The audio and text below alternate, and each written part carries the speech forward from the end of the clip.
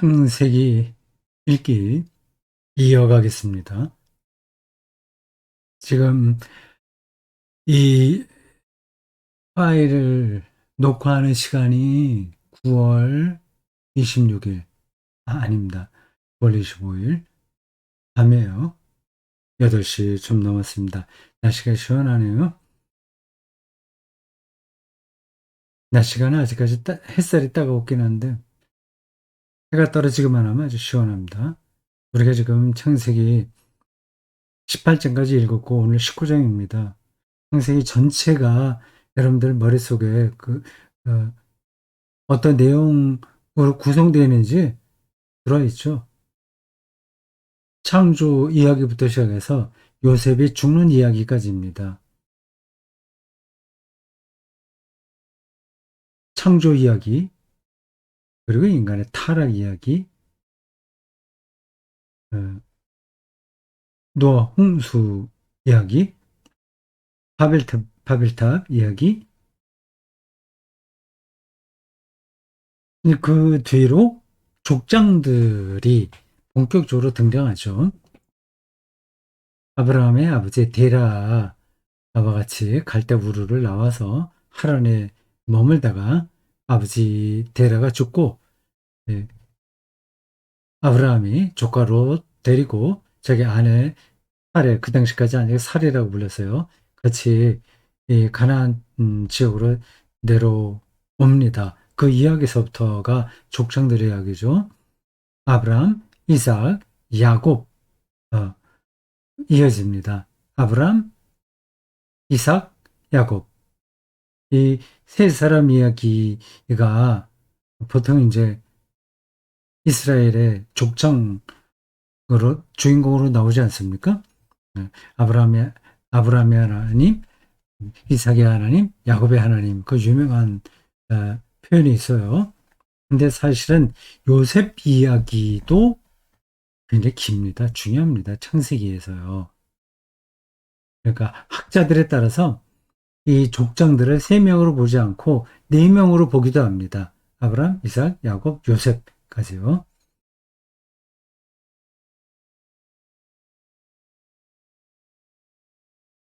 자, 그 전체 50장까지 이르는 창세기 이야기 중에서 우리가 중반 가까이 왔습니다. 19장이에요. 소돔 이야기가 나옵니다. 소돔과 고모라가 원래 같이 붙어 다니죠. 그 그림 다시 보실까요? 이게 그림이 보일 수 있는지 확인해 보겠습니다. 그림 이미지 3, 이게 안 나오네요. 그림 이미지 4 나오나요? 이게 안 나오네요. 제가 요 OBS 작동을 제가 오래 했는데도 약간 서툽니다. 네, 들어가겠어요. 그 사해 그림 지도 생각해 보십시오. 사해에, 예루살렘은 사해에 거의 붙어 있습니다. 사해, 밑으로 길쭉하게 생겼죠. 타원형으로 생겼습니다. 아직 제가 가보지 못했어요. 언제 한번 가보고 싶긴 한데, 음, 계획을 세우긴 했는데, 다 그게 이런저런 일들로 계획이 무산됐습니다. 그, 이스라엘, 그리고 터키 쪽으로 한번 가보고 싶다고 벌써 몇 년 전서부터 한번 얘기를 했는데, 잘 되지 않았어요. 사해가 이렇게 밑으로, 상하, 밑으로 타원형으로 되는데, 그 위쪽에 왼편이 예루살렘이 있습니다. 사해 맨 아랫 부분이, 사해 맨 아랫 부분에 근처에 소돔과 고모라 지역이라고 지도에 표시되어 있습니다. 소돔과 고모라, 보통 소돔과 고모라 같이 나오는데 때에 따라서 소돔성만 따로 나올 때가 있습니다. 또 이 제가 갖고 있는 이 우리말 성경의 19장의 소제목이 소돔의 죄악 이렇게 되어 있습니다. 저는 여러분들 화면에 보이는 대로 그냥 소돔 이야기, 아, 소돔 이야기라고만 했어요. 음,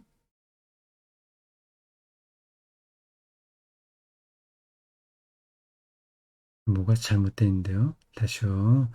이제 들어가고 소돔 이야기 이렇게 되어 있습니다. 근데 우리말 성경에는 소돔의 죄악 이렇게 되어 있습니다.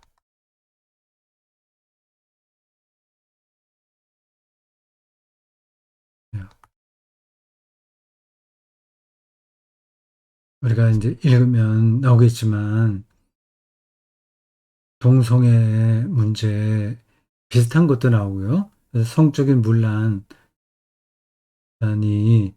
소돔 성을 얘기할 때 꼭 따라다닙니다.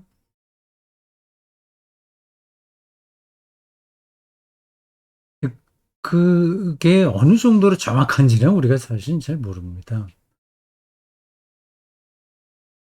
네, 뭐 그런 정도로 둬두고요. 이 소돔이 그 사해의 맨 아랫 부분에 걸쳐 있는 도시입니다.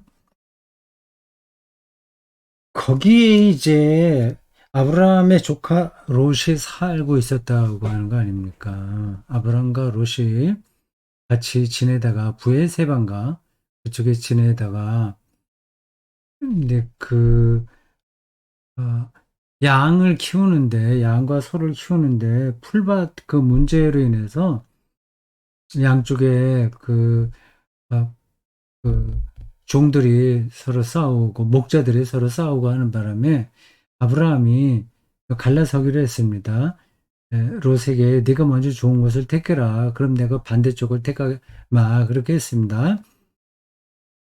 이 롯이 볼 때 그 소돔과 고모라 그 지역이 좀 지역이 좋았던 것 같습니다. 내 걸 선택해서 살았거든요. 이 제목이 소돔의 죄악 이렇게 되어 있는 것처럼 여기에 표현이 이렇게 읽기에 좀 그렇게 함부로 표현해야 되나 내키지 않는 부분들이 있습니다. 오늘 하게 될지 아니면 다음 음, 강의로 넘어갈지 모르겠는데 다음 강의로 넘어가겠네요. 창세기 19장에 나온 이야기입니다. 롯이 어, 그 나그네를 잘 섬겼다가 아브라함과 똑같죠. 아브라함도 바로 앞장에서요. 나그네를 잘 대접했다가 네, 아들을 아들 낳게 될 것이다. 1년 후에 그 얘기를 듣고요. 그리고 이제 소돔과 고모라를 멸망하러 간다는 얘기를 듣고 뭐 용서해달라, 용서해달라. 그래서 한 10명까지 의인이 있으면 용서해 주겠냐 거기까지 밀당이 되는데 뭐 그 해결이 되지 않았어요. 10명을 찾기 힘들었습니다. 그 이야기가 18장에 나와요. 그러니까 아브라함도 그렇고 롯도 그렇고 나그네 대접을 잘한 것 같습니다. 19장에 그 소돔에 살던 이 롯이 나그네 둘을 만나요. 아브라함은 3명을 만나는데 여기서 2명이 나와요. 뭐 그런 숫자들은 그렇게 중요하지는 않습니다. 나그네를 잘 이렇게 대접했다가 이제 같은 소돔성에 사는 다른 사람들 동네 사람들이요. 그 원주민들이죠. 이 롯은 나중에 들어왔으니까 떠돌이죠. 그들이 이 나그네를 성적으로 농락하려고 했잖아요. 그때 이제 롯이 자기 딸을 내주는 일이 벌어져요. 내 딸들을 너희들이 택해라. 그리고 이 손님들은 건드리지 마라. 이런 얘기 나오는데 이게 좀 말이 안 되는 거잖아요.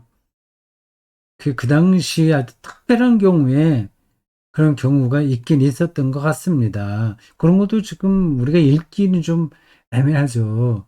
또 특별히 사춘기에 접어든 자녀들하고 그런 본문을 읽기가 좀 아, 쉽지 않죠. 그리고 그걸 설명해야 되는데 설명하기도 어렵고요. 그것만이 아니라 조금 더 나가게 되면 같은 19장에 나와요.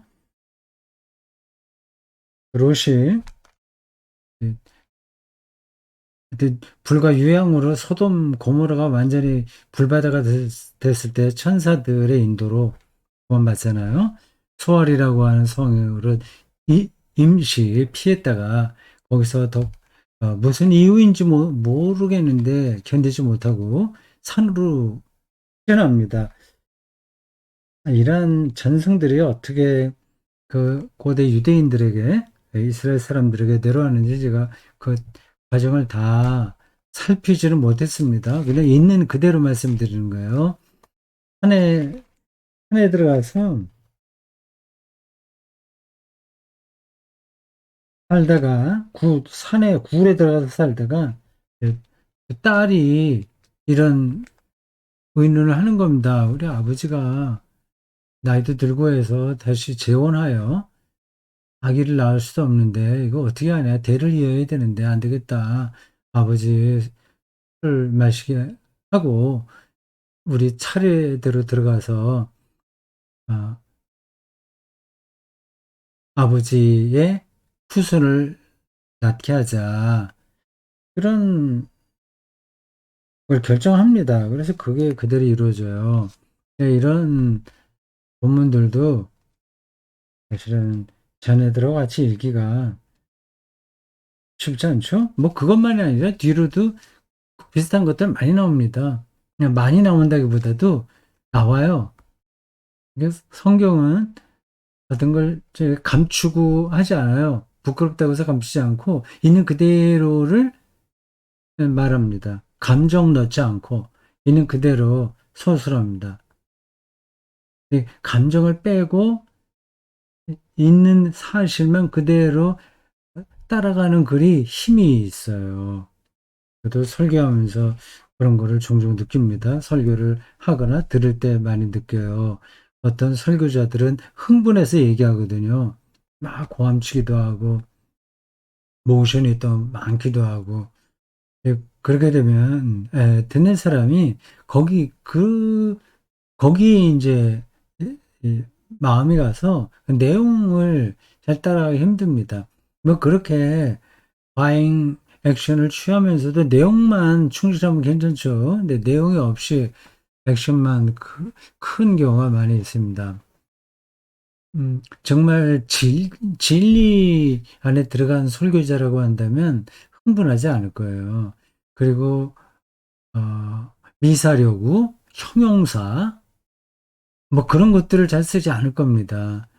그냥 좀 쿨하게, 뭐 드라이하게 있는 사실들만 좀 나열하죠. 그래도 그 내용이 충실하기 때문에 오히려 더 그러한 설교나 그런 글들이 감동적인 겁니다. 저도 그게 잘 안 돼요. 설교하다가 저 흥분하기도 합니다. 그래서 강조하는데 목소리나 좋으면 강조하더라도 확 풀려서 들리는데 그렇지 않은 상태에서 조금 이렇게 감정적으로 이렇게 열어 올리게 되면 그 설교가 오히려 중심이 흐트러질 때가 있는 것 같아요. 말이 좀 옆으로 나갔습니다. 이 소돔의 죄악을 비롯한 여러 가지 자녀들과 같이 읽기 힘든 이야기들이 성경에 많이 나와요. 구약 성경에 좀 많이 나오죠. 그런 본문들을 자녀들과 같이 읽을 때 어떻게 설명을 하느냐 하는 거는 준비를 하셔야 될 거예요. 자, 19장.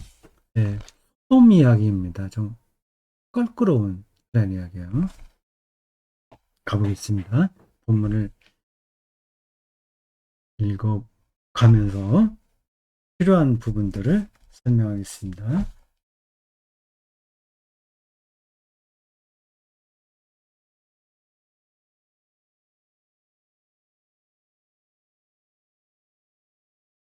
1절. 저녁 때 길을 다 나그네 길을 마치는 시간이죠. 저녁 때 두 천사가 소돔에 이르니 아주 옛날 이야기입니다. 마침 롯이 소돔 성문에 앉아 있다가 그들을 보고 일어나 영접하고 땅에 엎드려 절하며 이렇게까지 한단 말이에요. 나그네가 오면 그냥 환영할 수 있는데 땅에 엎드려 절했다는 건 하인이 주인에게 하는 태도잖아요. 그 아브라함도 그렇게 했나요? 18장에. 잠깐 네, 가보겠습니다. 18장 2절 눈을 들어본 즉 사람 셋이 맞은편에 서 있는지라 그들을 보자 곧 장막문에서 달려나가 영접하며 몸을 땅에 굽혀 이르되 이렇게만 했군요. 아브라함도 최선의 예를 취한 겁니다. 롯은 땅에 엎드려 절까지 했다고 하네요. 이런 것들이 오늘 우리 눈에 이상하게 들릴지 모르지만 보일지 모르지만 고대 경건한 사람들에게는 중요한 삶의 태도였습니다. 그러니까 절을 한다는 건 자기를 낮추는 거잖아요. 오체 투지라고 하잖아요. 오체 투지. 자기의 모든 몸을 다 땅바닥에 던지는 겁니다. 삼보 일배. 삼보 일배. 이런 태도가 정말 중요합니다. 날이 갈수록 더 그래요. 날이 갈수록 더 그래 느껴지는데, 그렇게 살긴 쉽지 않아요. 그러니까 절을 하는 게 아니라 절을 받으려고 합니다. 그게, 그래봤자 절을 받아봤자, 그게 즐거운 일도 아니에요. 불교, 어느 전통에는 일반 신자가 고승을 만났을 때 절을 한다고 그러잖아요.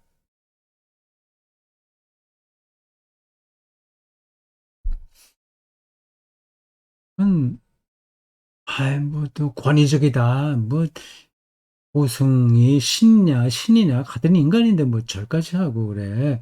그래 생각할지 모르지만, 음, 아니, 예의를 갖춘다는 점에서 그래 나쁜 건 아닙니다.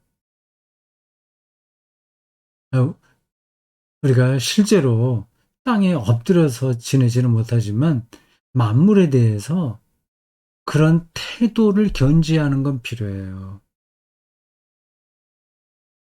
그, 한 끼 식사, 요거도 그 앞에서 일단 절을 하고 먹는 게 좋긴 합니다.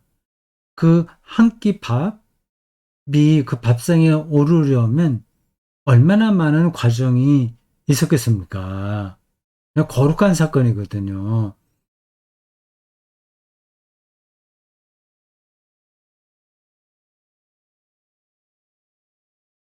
2절 이르되 내 주여 돌이켜 종의 집으로 들어와 발을 씻고 주무시고 일찍이 일어나 갈 길을 가소서.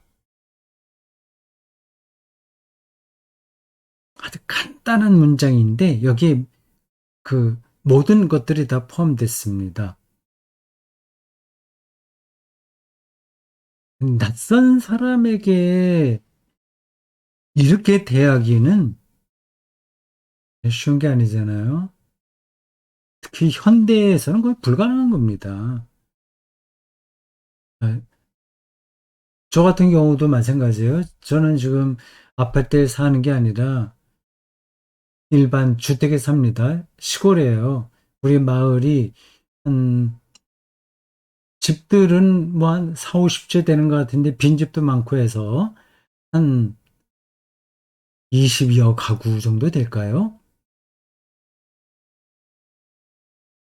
근데 만약에 어떤 낯선 사람이 우리 집에 와서 하룻밤 신세 지자고 하면 낯선 사람이 와서요. 우리 집에 잠을 재우기는 어려울 겁니다. 제가 대신 다른데 숙소를 마련해 주는 건 하겠죠. 필요한 경우에. 낯선 사람, 아는 사람이라면야 뭐, 잘 수 있죠. 이제 저 성경에 기록된 그 당시에는 그 나그네를 만난다는 것 자체가 정말 반가운 일이라서 자기 형제를 만난 것과 같은 느낌으로 저렇게 했을 겁니다. 지금은 사람이 너무 많아요. 발에 채이는 게 다 사람이에요. 그렇지 않다면, 그, 뭐, 어디에요. 티베트나 몽골이나 이런데 유목민들 있잖아요. 예, 떠돌아다니면서 유목 생활하는 분들. 그러면 같이 유목 생활하는 사람들끼리는 특별한 연대의식이 가능합니다. 같은 운명 속에 있으니까요. 우리가 전혀 다른 시대와 다른 상황에 살기 때문에 말 그대로 세속사회죠. 세속사회. 경쟁하고 사람들끼리 모여서 시장 열고 돈 많이 벌어야 되고 경쟁하고 이런 데 살기 때문에 사람에 대한 예의를 차리기 힘들어요. 그리고 현실적으로 불가능하기도 합니다. 나그네가 오면 낯선 사람은 오는데 무조건 집에 들일 수도 없잖아요. 근데 기본적인 자세는 절해야 됩니다.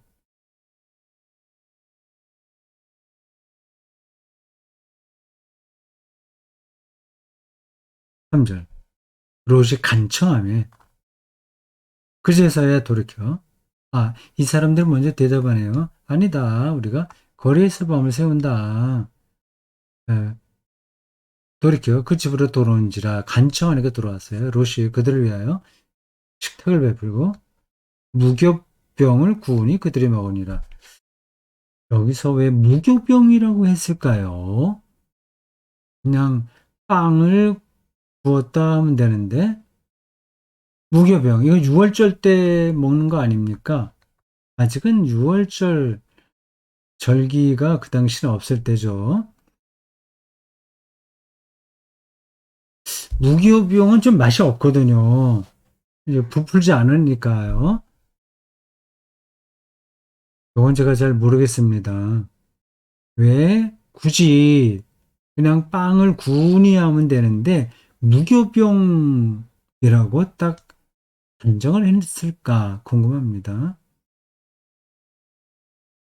6월절 무교병이 있기 전에도 귀한 손님이 올 때에는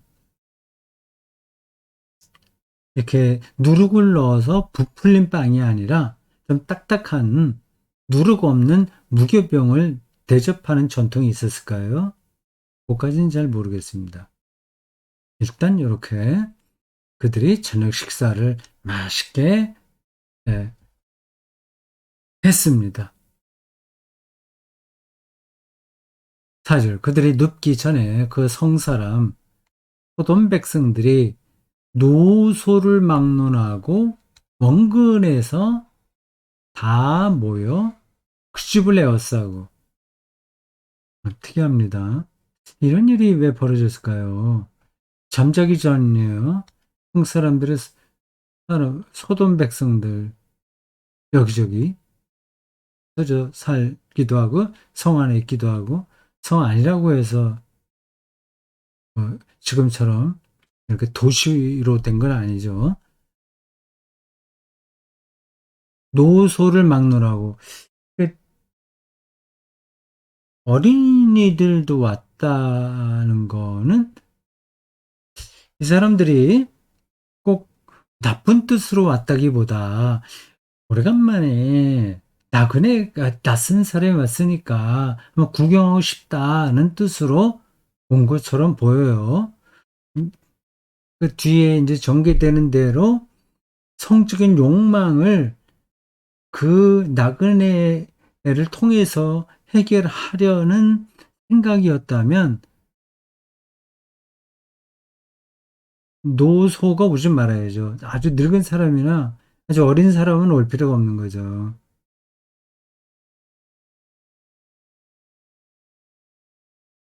롯을 부르고 그에게 오니 이렇게 얘기합니다. 오늘 밤에 네게 온 사람들이 어디 있느냐 이끌어내라. 우리가 그들을 상관하리라. 상관하리라는 저 표현에 성적인 욕망이 들어있다고 합니다. 성적인 놀이개로 삼겠다는 뜻으로 보여요. 여기 실제로 그 공송회를 가리킨다고 확증할 수는 없습니다. 그냥 평소에 보지 못하던 낯선 사람이 왔으니까 그냥 가운데 앉혀놓고 뭐 말해봐라 노래도 한번 불러봐 아니면 어디서 왔냐 이렇게 저렇게 좀 흥미거리로 좀 하려고 했던 건가 아닌가 그런 생각이 듭니다. 앞에서 이제 늙은 사람 젊은 사람 다 왔다고 하니까 더 그런 생각이 들어요. 근데 어쨌든 여기서 상관하리라라는 이 표현의 성적인 의미가 들어있다는 걸 볼 때 여기 롯집에 몰려든 사람들은 그 낯선 사람을 통해서 그 낯선 사람을 성적인 놀이개로 삼으려고 했던 것은 분명해 보여요. 롯이 문 밖에 무리로 나가서 문을 뒤로 닫고 문을 걸어 잠그고 무리에게로 가서 뒤로 문을 닫고 못 들어가게 하고 형제들아 형제들아 이웃들이죠. 이 롯의 고향이 이 소돔은 아닙니다. 앞에 설명드렸죠. 갈대 우르예요. 거기서 하란 거쳐서 자기 삼촌 아브람과 같이 이 가나안까지 왔고 가나안에서 더 밑으로 내려와서 소돔 안에 들어와서 살게 된 겁니다. 이런 악을 행하지 말라. 내게 남자를 가까이 하지 아니한 두 딸이 있노라. 청하건대 내가 그들을 너희에게로 이끌어 내리니 너희 눈에 좋을 대로 그들에게 행하고 이 사람들은 내 집에 들어왔은즉 이 사람들에게는 아무 일도 저지르지 말라. 그런 말이네요.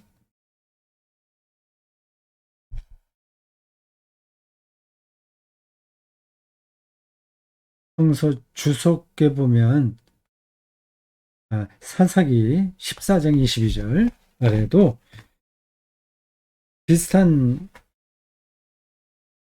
경우가 나온다고 합니다. 아까 찾아볼게요. 사사기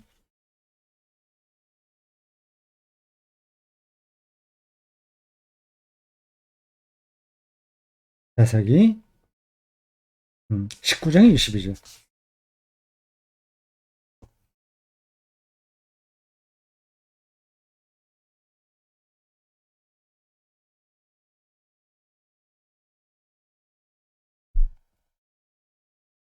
이렇게 되어 있습니다. 그들이 마음을 즐겁게 할 때에 그 성읍의 불량배들이 그 집을 애워싸고 문을 두들기며 집 주인 노인에게 말하여 이르되 네 집에 들어온 사람을 끌어내라. 우리가 그와 관계하리라 하니. 네, 그런 일들이 음, 고대 근동 지역에 종종 있었던 것 같습니다. 이게 우리가 지금 보기엔 아주 이상한 일이잖아요. 근데 그 당시에는 그런 문화가 있었던 것 같아요. 그리고 어떤 지역에서는 귀한 손님이 왔을 때 자기 아내나 딸, 자기 아내를 어, 함께 잠자리로 내주는 문화도 있다고 합니다. 이제 왜 그런 문화가 거기에 생기는지는 잘 모르죠. 문화사적으로 뭐 연구가 돼 있을지 어떨지 모르겠는데, 하여튼 지금 우리의 눈으로는, 우리의 잣대로는 이해할 수 없는 일들입니다. 딸이 있노라 청하건대 내가 그들을 너희에게로 이끌어 내리니 너희 눈에 좋을 대로 그들에게 행하고 이 사람들은 내 집에 왔은즉 뭐 그렇게 얘기합니다. 말이 안 되는 일이 여기서 지금 벌어지고 있어요. 조금 더 읽어보겠습니다. 그들이 이르되 물러나라 또 이르되 이 자가 들어와서 거류하면서 우리의 법관이 되려 하는도다. 이제 우리가 그들보다 너를 헤아리라 하고 롯을 밀치며 가까이 가서 그 문을 부수려 하는지라. 그 사람들의 손을 내밀어 롯을 집으로 끌어들이고 이건 이제 천사들이죠. 손님으로 나그네 손님으로 온 천사들입니다. 손을 내밀어 롯을 집으로 끌어들이고 문을 닫고 문 밖에 무리를 대소를 막론하고 눈을 어둡게 하니 그들이 문을 찾느라 헤매었더라. 이야기 전개가 대단히 긴박하게 흘러요. 아주 결정적인 순간에 천사가 나타나서 그 능력을 행합니다. 고대 이스라엘 사람들이 이런 이야기를 조상으로부터 계속 전해 들으면서 다음에 어떤 일이 벌어질까 그런 흥미진진했겠죠. 자, 오늘 여기까지 하겠습니다.